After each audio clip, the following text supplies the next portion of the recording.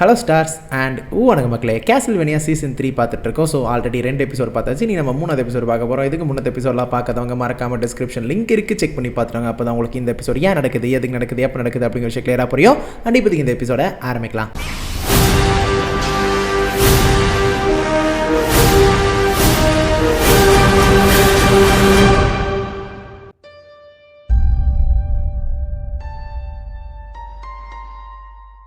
So ஓப்பனிங்க நம்ம ட்ரெவரும் சிஃபா வந்துட்டு அப்படியே ஒரு இடத்துல உட்காந்து ஜாலியாக பேசிகிட்டு இருக்காங்க. நைட் என்ன பண்ணலாம் அப்படி மாதிரி கேட்டிருக்க, என்ன பண்ணலாம் அப்படிங்க மாதிரி அவர் கேட்க, நைட் ஏதாவது கிரியேச்சரை வேட்டையாடலாம் அப்படிங்க மாதிரிலாம் பேசிட்டு ஜாலியாக தான் பேசிகிட்டு இருக்காங்க. அந்த சமயத்தில் அந்த ஜட்ஜ் இருக்கார்ல, அவர் வந்துட்டு வரது மட்டும் இல்லாமல் எனக்கு என்னமோ சில பேர், அதாவது சாதாரண மக்கள் கூட டிராக்குலா வந்துட்டு வணங்குறாங்கன்னு எனக்கு தோணுது, அதனால் இதை பற்றி கொஞ்சம் பேசணும், அப்படியே வரீங்களா அப்படி மாதிரி சொல்லிட்டு கூட்டிகிட்டு போய் தனியாக பேசுகிறாரு. ஒரு டீ சாப்பிடும்போது உண்மையாலுமே நீங்கள் யாருங்கிறத சொல்லுங்க அப்படி மாதிரி சொல்ல, அவங்களோட உண்மையான ஐடென்டிட்டி என்ன அப்படிங்கிறத 2 பேருமே ரிவீல் பண்ணிடுறாங்க. ஆஃப்கோர்ஸ் தான் யார் அப்படிங்கிறதையும், அதே சமயம் நான் என்ன பண்ணாங்க 2 பேரும் அப்படிங்கிற எல்லாத்தையுமே அவங்க சொல்லிடுறாங்க. சொன்னதுக்கப்புறம் தான் அவர் கொஞ்சம் கொஞ்சமாக நம்ப ஆரம்பிக்கிறாரு. நம்மளும் வந்துட்டு அப்படியே விட்டு வராங்க. இல்லை அவருக்கு ஏதாவது வேலை செய்யணும் அப்படிங்கிற மாதிரி கேட்பார்ல, அதுக்கேற்ற மாதிரியே வந்துட்டு ஒரு வேலை சொல்கிறாரு. என்ன வேலை அப்படின்னா, எனக்கு வந்துட்டு அந்த சர்ச்சுக்குள்ளே என்ன நடக்குது அப்படிங்கிறத நீங்கள் பார்த்து சொல்லணும் அப்படிங்கிற மாதிரி சொல்ல, ஏன் அப்படிங்கிற மாதிரி கேட்க அந்த இடத்துல ஒரு ஃப்ளாஷ்பேக் சொல்கிறாங்க. என்னன்னு பார்த்தா, ஒரு நாள் லண்டன் ஃபீல்டை வந்துட்டு சில நைட் கிரியேச்சர்ஸ் வந்துட்டு அட்டாக் பண்ணாங்க. ஆனால் இந்த நகரத்தில் இருக்கிற சில பேர் வந்துட்டு டீமன்ஸ் வந்துட்டு அனுப்பிச்சதுனால எப்படியோ வந்துட்டு தப்பிச்சிட்டோம். ஆனால் சில பேர் வந்துட்டு நேரடியாக அந்த லோக்கல் பிரயாரிக்குள்ளே போயிட்டாங்க. ஸோ அந்த லோக்கல் பிரயாரிக்குள்ளே போனதுக்கப்புறம் அங்கே வந்துட்டு பயங்கரமான ஒரு கொலை நடக்க போகுது அப்படின்னு சொல்லி பார்த்தா, பட் அங்கே அது நடக்க கிடையாது. அங்கே போனதுக்கப்புறம் அவங்க எல்லாருமே அமைதியாயிட்டாங்க. ஸோ அங்கே இருக்கிற யாரையுமே அந்த கிரியேச்சர்ஸ் கொல்லலை. அதுக்கு பதிலாக அவங்க கிட்ட பேசிட்டு இருந்தாங்க. அதனால தான் எங்களுக்கு சந்தேகமாக இருக்குது, உள்ளே ஏதோ நடக்குதோ அப்படின்னு சொல்லிட்டு. ஏன்னா அதுக்கப்புறம் திடீர்னு ஒரு கிரீன் கலரில் ஒரு லைட் வந்துச்சு. அதுக்கப்புறம் லைட்னிங் போல்ட் எல்லாமே, அதாவது இடி வந்துட்டு இடிச்சுது. அதுக்கப்புறம் என்னாச்சுன்னு எங்களுக்கு தெரியல. அதுக்கப்புறம் கொஞ்ச நேரம் கழிச்சு சில மாங்ஸ் எல்லாருமே உள்ள இருந்து அந்த கிரியேச்சரோட உடலை வந்துட்டு ஒரு மாதிரி துண்டுகளாக வந்துட்டு எடுத்துட்டு வந்தாங்க அப்படிங்கிற மாதிரி அவர் சொல்ல, அவங்க எல்லாருமே ரொம்பவே உடஞ்சு போன மாதிரி பார்த்துட்டு இருந்தாங்க அப்படின்னு சொல்ல, மறுநாள் வந்து மக்கள் எல்லாருமே சரி ஓகே கடவுளுக்கு நன்றி சொல்லணும், அவர் கருணை காட்டிட்டாரு அப்படி மாதிரி சொல்லிட்டு மக்கள் எல்லாருமே நன்றி சொல்லணும்னு சொல்லி பார்க்குறாங்க. பட் ஆனால் சாலா இருக்கான் இல்லையா, அவன் வந்துட்டு என்ன பண்ணுறான் அப்படின்னா, யாரையுமே உள்ள உடலை. அதுதான் வந்துட்டு எங்களுக்கு கொஞ்சம் கஷ்டமா இருக்கு.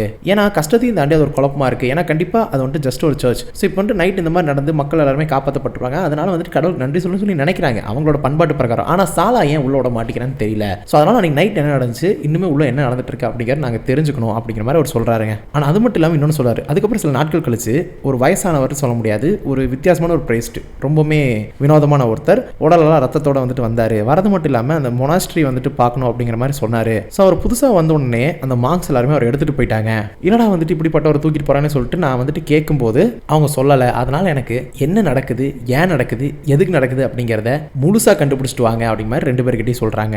இன்னொரு பக்கம் ஐசக்கும் கேப்டன் இருக்காங்க இல்லையா, அவங்க வந்துட்டு மனித நேயத்தை பற்றி ஒரு டிபேட் மாதிரி போயிட்டு இருக்கும். ஓகேவா, அதாவது ஐசக் சொல்கிறார் என்ன அப்படின்னா, நான் தான் சூஃபி அப்படிங்கிற மாதிரி சொல்லுவார். ஆக்சுவலி இந்த ஒரு விஷயம் எனக்கு இன்ட்ரெஸ்டிங்காக இருந்துச்சு. இதை முன்னாடியே வந்துட்டு போன எபிசோடில் சொல்லுவார் தான், பட் தான் எனக்கு இந்த எபிசோடில் அதை சொல்லணும்னு சொல்லி கரெக்டாக இருக்கும்னு சொல்லிட்டு சொன்னாங்க. அதாவது சூஃபிசம் அப்படின்னு சொல்லுவாங்க, அதாவது அரேபிக்கில் அதாவது இஸ்லாமியருக்குள்ள வந்துட்டு இருக்கக்கூடிய ஒரு ரிலீஜியஸ் ப்ராக்டிஸ் அப்படின்னு சொல்லலாம் இதை. ஓகேவா, ஒரு purification, spirituality, ritualism kind of அந்த மாதிரி தான் வந்துட்டு சொல்லுவாங்க. ஓகேவா, ஏதாவது தப்பாக சொல்லியிருந்தேன்னா மன்னிச்சுக்கோங்க. பட் அதை பொறுத்த வரைக்கும் என்ன அப்படின்னா, அதாவது முகமது சொல்கிற ப்ராஃபஸி என்ன அப்படின்னா, ஒரு நாள் இல்லை ஒரு நாள் நரகத்தில் எந்த மனுஷங்களும் இருக்க மாட்டாங்க அப்படிங்கிற மாதிரி அவர் சொல்லியிருப்பாராமா. மேபி நான் அந்த ஒரு ப்ராஃபஸியை தான் வந்துட்டு நிறைவேற்றிட்டு இருக்கேன். ஏன்னா இங்கே இருக்கிற மனுஷங்க செத்தா, கெட்டவங்க எல்லாருமே செத்தா நரகத்துக்கு தான் போவாங்க. பட் அந்த மாதிரி யாரையுமே நான் சாகடிக்காமல் நைட் கிரியேச்சர்ஸாக இருக்கிறனால அவங்க எல்லாருமே இங்கே உயிரோடு தானே இருப்பாங்க, யாருமே நரகத்துக்கு போக மாட்டாங்கல்ல. ஸோ அவர் சொல்கிற மாதிரி ஒரு காலத்தில் கண்டிப்பாக நரகத்தில் கூட எந்த மனுஷங்களும் இருக்க மாட்டேன்னு சொன்னாங்கல்ல. ஸோ அதை தான் வந்து நான் பண்ணிட்டு இருக்கேன். அதனால நான் தான் சூஃபி அப்படிங்கிற மாதிரி வந்துட்டு அவர் சொல்லிட்டு இருப்பாரு. ஓகேவா, ஸோ அதுக்கப்புறம் வந்துட்டு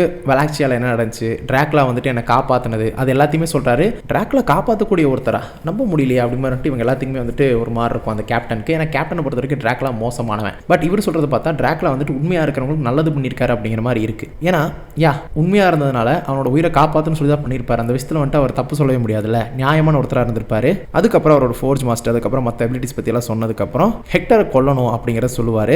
ஏன்னா டிராக்குலாவோட காசு வந்துட்டு இருக்கு இல்லையா, அது வந்துட்டு ஸ்டில் இருக்கு. ஸோ ஹெக்டர் எல்லாத்தையும் கொண்டு முடிச்சதுக்கப்புறம் நான் வந்துட்டு அவரோட தேவை, டிராக்குலா என்ன ஆசைப்பட்டாரோ அதை நான் பண்ண போகிறேன், இங்கே இருக்கிற உலகத்தில் இருக்கிற எல்லா மனுஷங்களையும் நான் சாகடிக்க போகிறேன் அப்படி மாதிரி சொல்ல, இதை கேட்டு கேப்டனுக்கு வந்துட்டு உனக்கு கொஞ்சம் ஞானம் கம்மின்னு நினைக்கிறேன் அப்படி மாதிரி சொல்லுவார். என்ன அப்படின்னா, நீ உயிரோடு இருக்கிறனால தான் டிராக்குலாவோட ஸ்டோரியே வந்துட்டு சொல்ல முடிஞ்சிச்சு. அப்போ உன்னை பற்றின கதையை வந்துட்டு சொல்லணும் அப்படின்னா யாரோ ஒருத்தர் உயிரோடு இருந்து தான் ஆகணும். ஏன்னா இப்போ வந்துட்டு டிராக்குலாவை பற்றி நான் இப்படி நினச்சிட்டு இருந்தேன், நீ சொன்னதுக்கப்புறம் தான் உன்னையே காப்பாற்றிருக்காரு அப்படின்னா அவருக்குள்ள ஒரு நல்ல மனுஷன் இருக்கான் அப்படிங்கிறது எனக்கு தெரியுது. ஸோ அப்படி ஒருத்தனை வந்துட்டு நீ உருவாக்கணும்ல, எல்லாத்தையுமே கொண்டு என்ன பண்ணுவ அப்படிமாரு கேட்பாரு. நீ நினச்சிட்டு நினச்சிட்டு இருக்க இந்த மனித நேயத்தையும் மனிதர்களையும் வந்துட்டு மொத்தமாக இல்லாமல் ஆக்கிட்டோம் அப்படின்னா எல்லாம் சரியாயிரும் நினச்சிட்டு இருக்க. பட் அது ஒரு முட்டாள்தனம். ஏன்னா உலகத்தை அழகாக்கக்கூடிய ஒரு விஷயத்தை தான் நீ அழிச்சிட்டு இருக்க.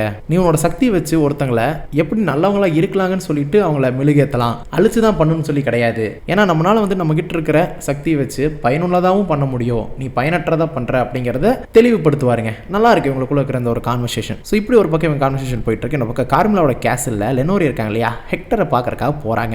நல்ல சாப்பாடுங்க, அதாவது இந்த புழு பிடிச்ச சாப்பாடெல்லாம் இல்லாமல் நல்லா சாப்பாடு எடுத்துட்டு போறது மட்டும் இல்லாமல் அங்கே இருக்கிற அந்த பிரிசனராக பிடிச்சி வச்சுக்கும் போது ஒருத்தன் பாதுகாப்புக்கு இருப்பான்ல அவனெல்லாம் வந்துட்டு அனுப்பிச்சுட்டு போட்டு தனியாக பேசிட்டு இருப்பாங்க. பேசிட்டு இருக்கும்போது சிக்கன் சாப்பிட்றேன்னு சொல்லிட்டு கொடுப்பாங்க. சரின்னு சொல்லிட்டு வாங்கலான்னு போனவன் சும்மா இருக்க வேண்டியதானே, டபக்குன்னு பிடிச்சி ஒழுங்கா அவனை வர சொல்லி கதவை திறந்து விடு, இல்லைன்னு வச்சுக்குவேன் உன் கழுத்தை திருக்கி போட்டுரும் அப்படி மாதிரி சொல்ல கொய்யால் அவள் வேம்பேருங்கிறதே அவன் மறந்துட்டான் போலங்க.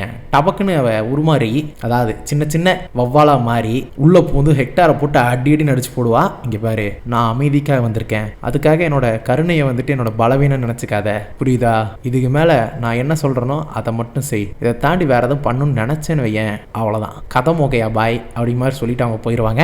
பொத்திட்டு இருந்திருக்கலாம், தேவையில்லாத வேலை அப்படிங்கிற மாதிரி தான் இருந்துச்சு. பட் இருந்தாலும் இந்த இடத்துல அடி வாங்கி அவர் படுத்துட்டு இருக்க அந்த இடத்துல க்ளோஸ் பண்ணி தான் இந்த எபிசோட் 3 முடியுது. எபிசோட் 4ல பார்க்கும் வரை உங்களிடம் நிறைவேறுவது உங்கள் ஸ்கிரிப்ட் தமிழ் ஷார்ட்டா சொன்ன சண்டை. அதோட முக்கியமான விஷயம் என்னன்னா பேராட்டல் உங்களுக்கு துணையா இருக்கும். May the force be with you.